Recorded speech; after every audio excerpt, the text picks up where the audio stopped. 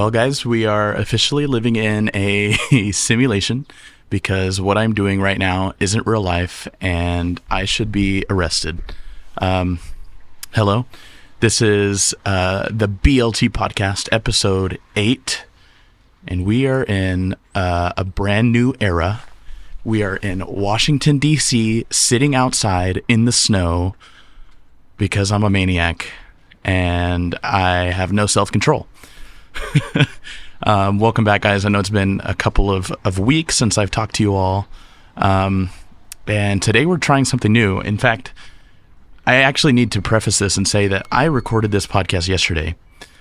And I made this whole big deal about how I'm experimenting with the video aspect of podcasting and was super excited, recorded an entire episode. And then I deleted the video. Because I don't know, because I am not very smart at times, and that was perfectly the truth in that moment. So here I am, in Washington, D.C. I am on L Street in the Noma neighborhood, preparing to give you the first taste of what could be, a specialty one-on-one kind of Alone in DC kind of podcast. In fact, I'm still thinking of a quirky name. I think I'll just go with like BLT in DC or BLT Washington DC edition, or probably something equally as cringy. And so I want you to bear with me. Also realize that these, thankfully for you, are not going to be incredibly long. I'm hoping to keep them under 45 minutes, so that way they're in bite-sized segments. And we'll go from there. So, if you are not in the know and you're wondering why the hell am I doing this, well, I'll start with the most basic version. If you're watching this, i.e., if the video part of this works and you happen to be watching it, hi, I'm waving at you. If you don't see a video, that means that this didn't work and you should just forget I said anything. Now, why am I using a janky webcam sitting on a very cold balcony this late in the day? That's because I'm trying stuff out. I just got a text message. Just kidding. Whenever I get back to Texas or wherever I plan to be, I hope that this can be like a useful experiment in how video could operate for the podcast. If you're listened before, I typically have guests, friends, people I admire and respect, et cetera, et cetera. But you can never see exactly how much fun we have. And so if I'm able to get this video aspect working, I think it could be engaging. Maybe for some of you, you just want to see my pretty face. No. Okay. Otherwise, it's just an extra little piece that you can digest whenever you're listening to my smooth, very comforting podcast voice. But anyway, it's not going to be anything special while I'm here, but I'm just trying it out, and I welcome any feedback. So why am I in DC? If you have listened to all of our episodes, I mentioned this very early on in episode 1, as well as, a couple of the other episodes just kind of hinting at it, that I am living in Washington, D.C. for the next 4 months. I walked the stage in December, and now I'm in a program called the Archer Fellowship, where me and about 47 other Texans from around the UT system can get together, learn in our nation's capital, and get the opportunity to intern as well. And so I flew here about a week ago. This is the end of my first week. As you can see, there's snow on the ground. We got about 5 inches of snow, and it's been a fantastic experience so far. Let's back up a little bit. I am a very stressful person. I have anxiety about things I shouldn't have anxiety about. And as you can tell, moving across the country could be a big deal to a lot of people. And so I want to thank to the people that calmed me down over the last several weeks, because it has been a positive experience. Getting here was not easy. I'm not talking like existentially. That's another story. But packing your bags for, gosh, this amount of time is stressful. And it's not that I have like a bunch of bulky stuff and it's like, oh no, it won't fit in my bags. But I mean, you can tell if I brought my podcast equipment, it's probably not very light. The bags were very heavy. I got 3 suitcases, 1 smaller suitcase in my backpack loaded down. And I spent like 3 days like transferring things from bag to bag to kind of, make sure the weight was going to reach the 50-pound requirement. And I got to the airport, and I don't know if it was a stroke of luck or if God was there himself, but all of my bags were between 49.5 and 49.8 pounds. So I made it. Flew here. My dad lives in the area. I got to spend a day or 2 with him, and just kind of hanging out, watching some movies. One of those included the new Godzilla movie, which this is just a tangent. But y'all, people are sleeping on that movie. Like it is incredible. Just the kind of, okay, I need to, we're trying again. You probably won't be able to notice the gap because I'm such a wizard at editing, but the program that I was using to record this just up and quit. And now there's a cop car going by and it's very loud. Yeah, like I said, I'm experimenting, and gosh, this is already a cluster. But anyway, what I was saying, the Godzilla movie that just came out, Godzilla -1, I think it's called, is completely slept on because I had kind of assumed, because I'm not intelligent and didn't look into it, but I had assumed that it was the same kind of universe as the last like 3 or 4 Godzilla movies that have come out in the 2010s and recently, which I cared nothing for. Like I thought that they were garbage. And so whenever I heard that this movie is coming out, I was like, whatever. I might watch it when it comes out on Disney Plus. But anyway, we went and watched it, and it is like completely usurped my expectations. Like, is it going to be movie of the year? No. But man, there's some like incredible acting and story. I looked into it. It's pretty much a beat for beat, maybe not beat for beat, but very similar remake of the original 1950s version of Godzilla, made by a studio in Japan. It's in Japanese with subtitles. And yeah, I don't know. I think it's kind of brought me back around to this whole monster movie kind of mayhem. So yeah, I watched it. And yeah, I guess a brief hot take is if you can't watch a movie because it's in a foreign language and it's subbed, then you are a child, right? The acting was excellent, and it's also just interesting to see how different cultures and different places in the world do filmmaking, right?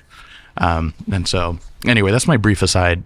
If you haven't seen Godzilla -1 and you have like a matinee time slot in your day open, or you just want to anticipate it coming out, Godzilla -1 is a BLT approved, so go for it.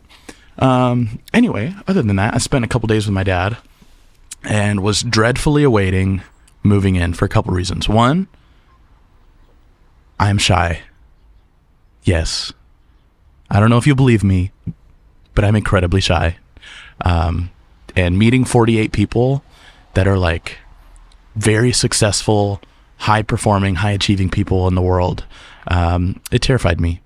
And so there was that. And then there was my living situation. When I signed up for housing, it said that there was a bunk bed situation, which terrified me because, I love you, Adam, my little brother, but I shared a bed with my little brother for a long time. And I even chose the university I went to because I found out that I would never have to share a bed or a room with anybody. So that was kind of like in my head for no reason because I don't know, I worry a lot. And yeah, I was just dreading it. And I got to the apartment, and there they were. The bunk beds were put together. And I also realized just how janky the rest of the apartment was. to cut corners, instead of giving us an actual 2-bedroom apartment, they put a half wall in between the living room half and a bedroom half of a studio. Not a full wall. Like, there's literally like a 2-foot gap between the ceiling and the wall. And yeah, it did not excite me. And so I went back to my dad's. I was like, nah, we'll see. I don't think there's enough room in here to separate the beds. Like, this place is cramped. And my roommate, he texted me, thankfully, and was like, hey, do you mind if I try to rearrange the room? And I said, go for it. Good luck. Like, I don't think that, things are going to work out. And they did. Thank God. So packed up my stuff, went in the next day, and it worked out. And the sleeping arrangements are cozy. There's not even that much like storage space, but it worked out. I was anticipating having to stay at my dad's a lot more than I'm going to. And so, yeah. So anyway, moved in that Sunday. Monday, I guess this is January the 8th, we had our first class, which was a sunrise class at the Lincoln Memorial, which was stellar. Like, how often do you get to go to a class in one of the most prominent places in our nation's capital, watch the sunrise, and then we reenacted or,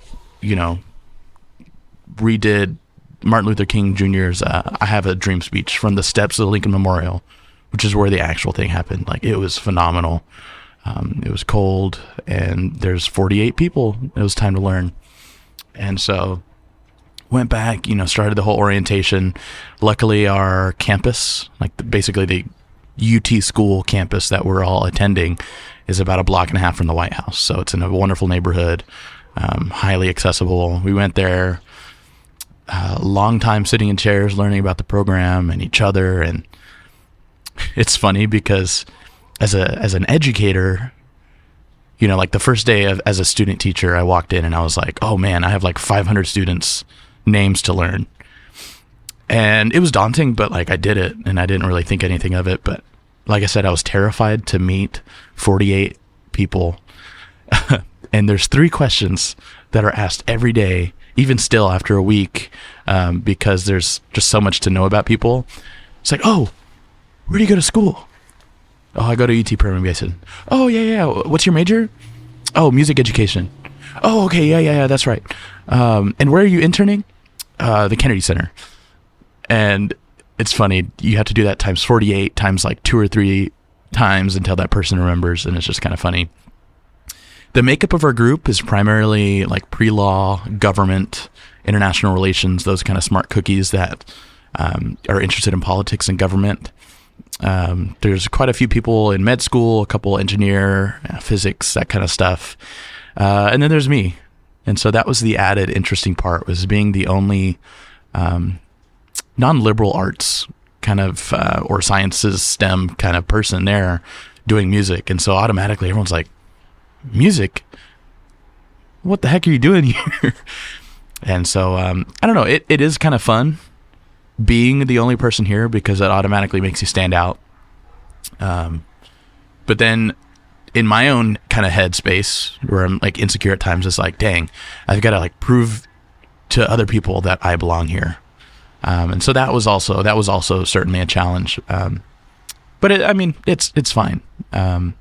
I've gotten to meet some really nice people from very interesting backgrounds. And I think I'm fortunate enough, even in high school, where I never was in one clique. And so, moving around from group to group and exploring the city with one group one day and having deep kind of like philosophical questions answered kind of conversations with others the rest of the week. And so it's been quite fun.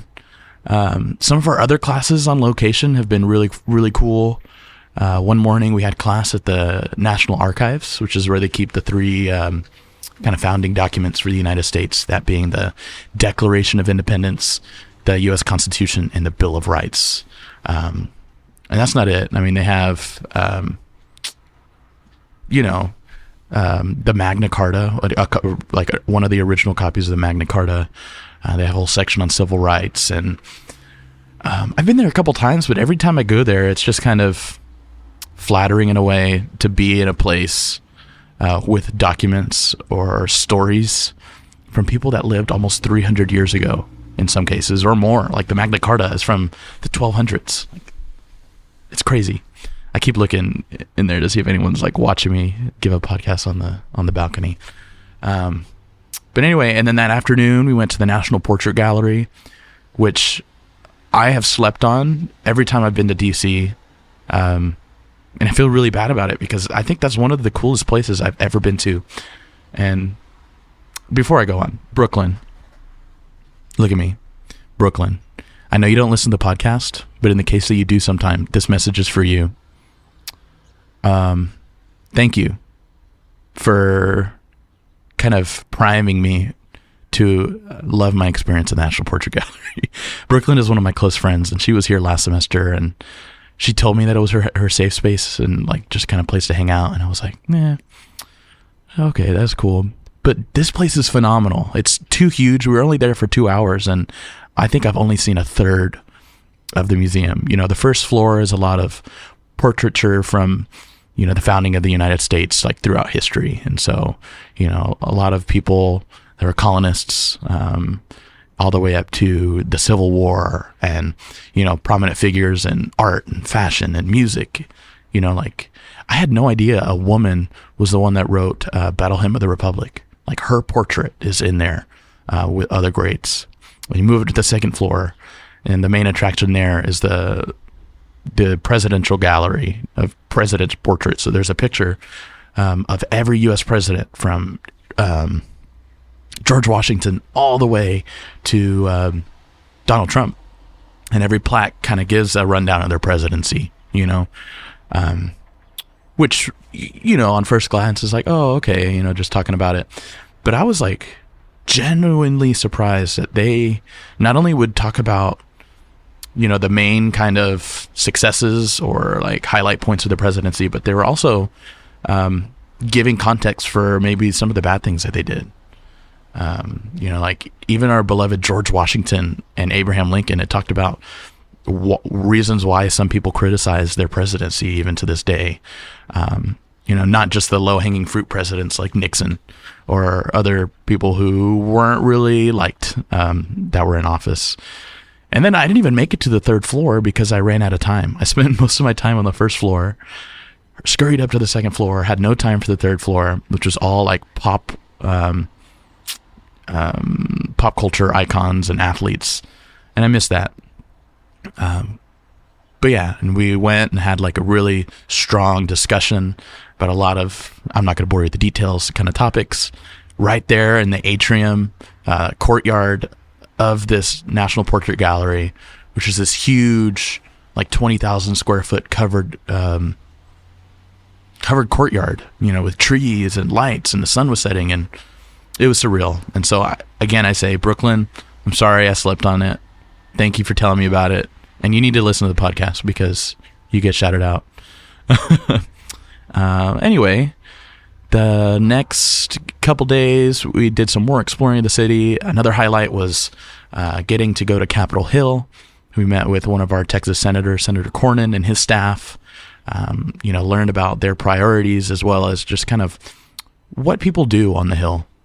I know a lot of people kind of think that the representative is there and they just sit there and vote, but there's so many moving parts. You know, for every member of Congress is 5 to 15 to maybe even 20 people just on Capitol Hill that run this country, right?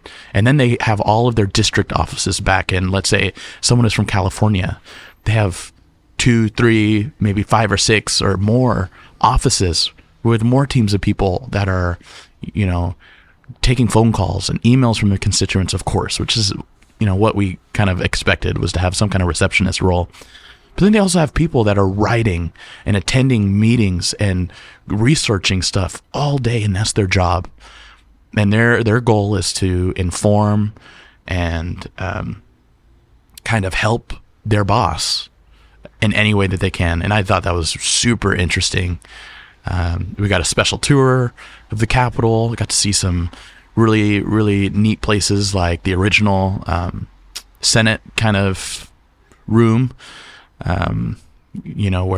or House of Representatives, I don't remember which one, getting to see where like Sam Houston sat when he was a representative, getting to see where the caning happened right before the Civil War, where this dude from the Carolinas was upset of what this other guy had told his cousin, and he went there and beat him half to death with his cane in the middle of Congress, which was just wild. Saw where the Supreme Court kind of hearing room was, where they heard the Dred Scott case, which, if you're not familiar, it's one of the most important civil rights cases pre-Civil War that kind of led up to that, where this doctor had a slave, and as part of his death said that he was free to go, and but when he died, his wife was like, nah, you're still my property. And it's an incredible story. So seeing where like history has taken place was unbelievable. That afternoon, we met up with more alumni of the program who are like professionals on Capitol Hill. Saw a representative from Texas named Henry Cuellar from the Rio Grande Valley, who's a moderate Democrat, and him talking about his kind of what's going on in his world, talking about the border and talking about drug trafficking, and I don't know, it was very interesting. And I know I just sound giddy, just some people might think I'm gloating, but I am like genuinely blessed that I get to like experience this. Like, this is so cool. Like I'm sitting on a balcony. The sun is setting. There's snow all around me. I have random podcast equipment all over this table out here, and I'm getting to talk about the cool things I did this week, and I think the next coolest part is just being able to engage in super, I don't know, in-depth, different conversation with super intelligent people that I don't get in the circles that I'm in, musically, and in West Texas. And, I've always been from a small town. And so even just meeting 48 new people, getting to have like really philosophical kind of, often political, of course, but just conversations with other people. And it's really cool. In the music world, we talk a lot about emotions. We talk a lot about technique. We talk a lot about matter of facts. Like, if you want to have a clear gesture when you're conducting, you need to do this. If you want to, let's say if you want to hold a violin bow, you need to hold it like this, or, you need to practice this kind of thing over and over again if you want to be good. And here it's more of like, I don't know, what makes humans tick, and what kind of large scale existential problem, keep using that word, can we discuss? One of the most meaningful conversations that we had this week was about empathy, right? Which, empathy is the ability to put yourself in someone else's shoes. Sympathy is, feeling bad for someone. But if you really empathize for someone, you listen and see the humanity in their problems, and in their experiences, and honestly just find a way to respect other people, especially in the political context, but just in general. One of the things that I struggle with is this kind of idea of, you becoming educated or passionate about something, or living in whatever circles you subscribe to on Twitter or YouTube or the news, that kind of like turn into this echo chamber. And even in our profession, like if you do taxes for a living and all you do is talk about taxes with other people, you feel kind of like a sense of expertise, right? And we always feel this kind of need to be competitive with our beliefs, and not listen to understand or have a conversation, but listening with the intent to respond and put our own beliefs on other people. And regardless of the political climate or our disagreements, like, it alienates humanity. And I don't know, I think that was such an important conversation to have, is to just learn how to have proper conversations with people that you maybe don't agree with, and finding common ground. which as an educator, maybe this is my bias or, like gloating at this point, but like as an educator, I feel like it comes a lot easier. Like if you're not empathetic, why would you teach? Because you have so many students with different backgrounds and you want to connect with those people in their own individual ways. And I think the most ineffective teachers are the ones that don't have that empathy, where they're so matter of fact about, wake up in class, like you're not dress code. I don't care what you think. I'm right. You're wrong. That kind of, obviously I'm paraphrasing. But it's also a skill that not many people have outside of just anything. Like there's some people that are naturally gifted with empathy, or maybe they went through a tragic situation, or whatever it is. And so I don't know. That was my life lesson learned. That was my life lesson learned this week. But yeah, Friday we were sitting in a class all day, which is a great class, by the way. Like being on a Zoom call with the professor from Austin because he had a knee replacement surgery and couldn't be here for 8 hours. If you would have told me that like last year or just in general, I'd be like, okay, I'm going to fall asleep. This is going to be so boring. Because I've done my fair share of, online learning. But surprisingly, just the subject matter and the prowess of the professor, like super, super engaging stuff about how to market yourself, how to advocate for yourself and other people, and how to be just kind of like a positive force for change or who you want to be.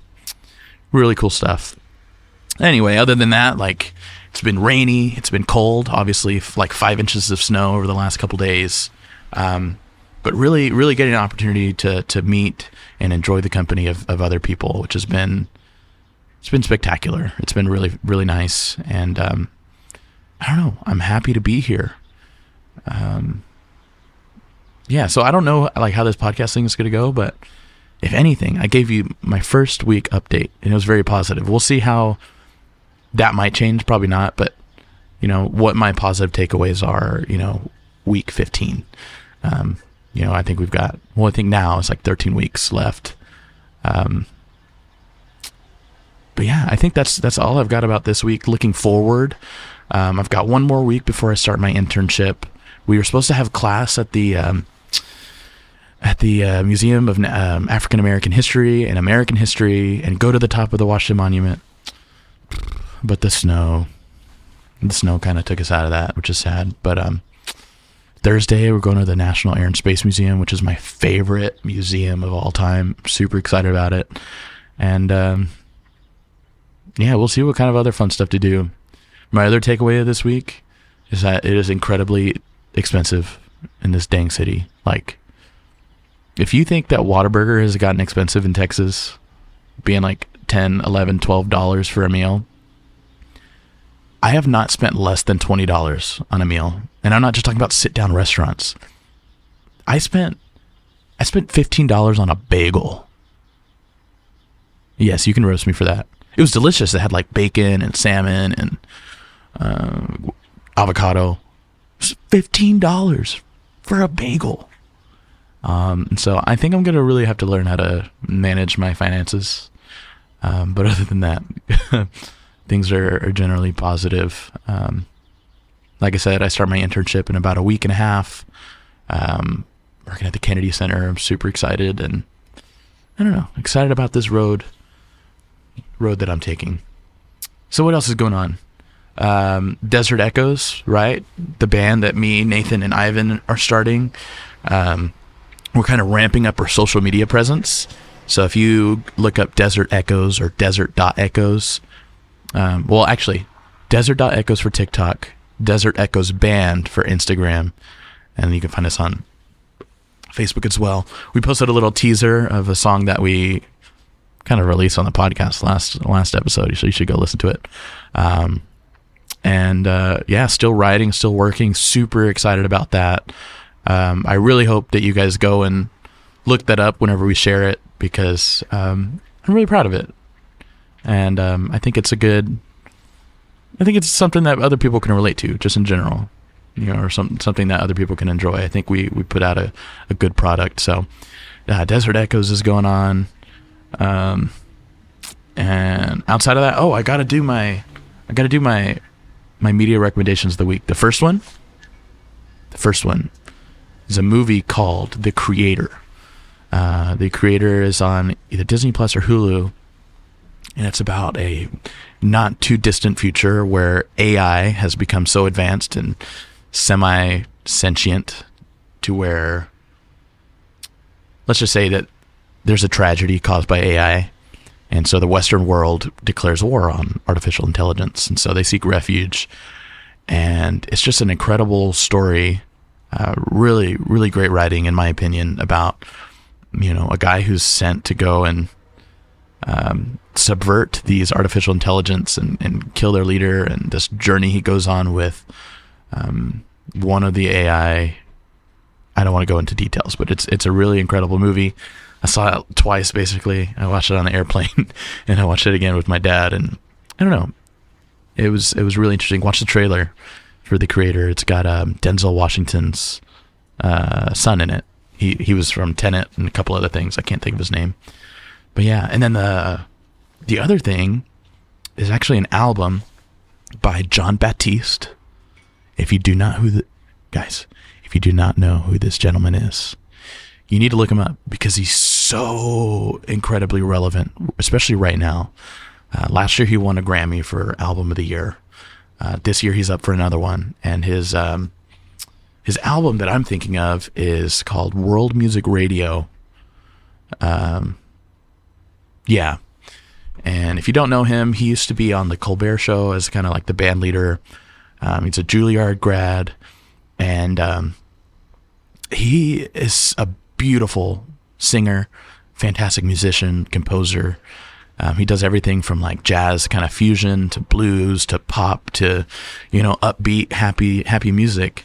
And, my favorite song off this album particularly is called Butterfly, which is a lullaby that he wrote for his wife. And if you want to know more about that situation, there's a really good documentary that just came out on Netflix. I guess this is a 3-part recommendation for media. But on Netflix, there's a documentary called American Symphony, which centers around John Baptiste.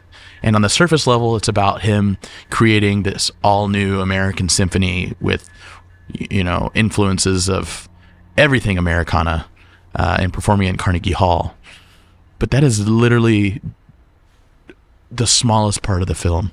It talks about his life and his upbringing and, what he's like as a person, but also, like his wife, who was diagnosed with cancer, and him taking care of her and still being this prominent musician, getting Grammy nominations one night and then having to go to the hospital with his wife the next day.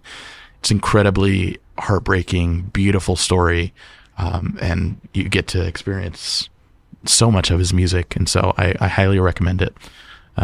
Again, his name is John Baptiste. Go check out Butterfly. It's literally him singing with a piano. And I've been going crazy for it. I've been going nuts, listening to that song and some others.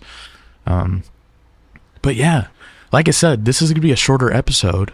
I've got my parting words of wisdom, and then more importantly, I just want to say I love hearing feedback. I see demographics and analytics and stuff when I post these podcasts.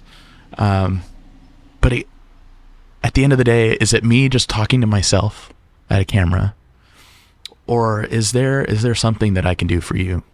I said in the very beginning that this is a self-serving platform, right? This is therapy in a way for me. This is memories, but also a way for me to just share the life of a simple, like, real life person with other people who I love and care about, and maybe who could relate to me. And so if you haven't done so already, like, I would love to just hear how I could make this experience better.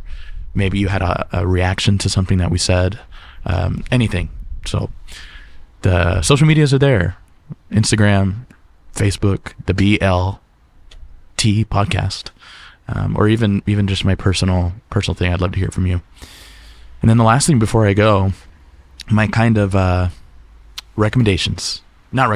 my words of wisdom is to find a way in this new year to challenge yourself.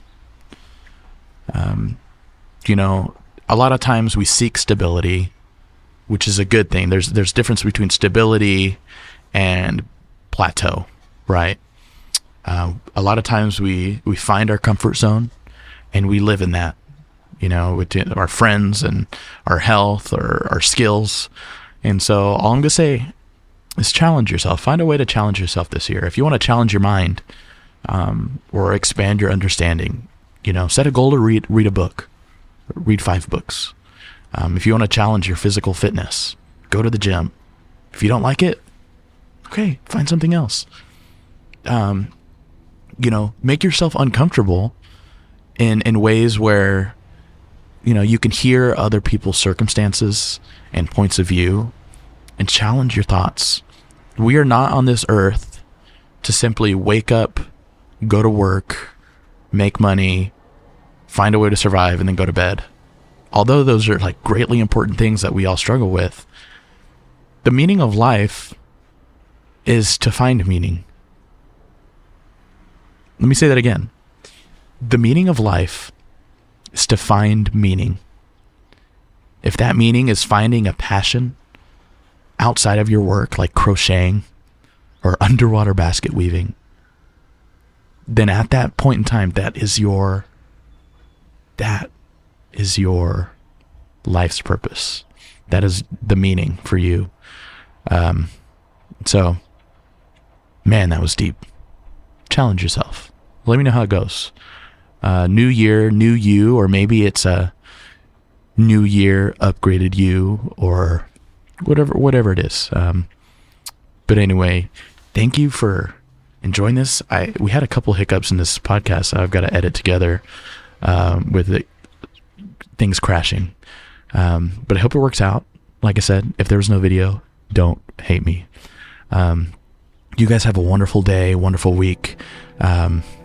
Do good in the world, challenge yourself, and I don't know. We'll catch you back here on the BLT podcast sometime. But until then, you're loved, you're appreciated. Have a good, wonderful, blessed day. Bye.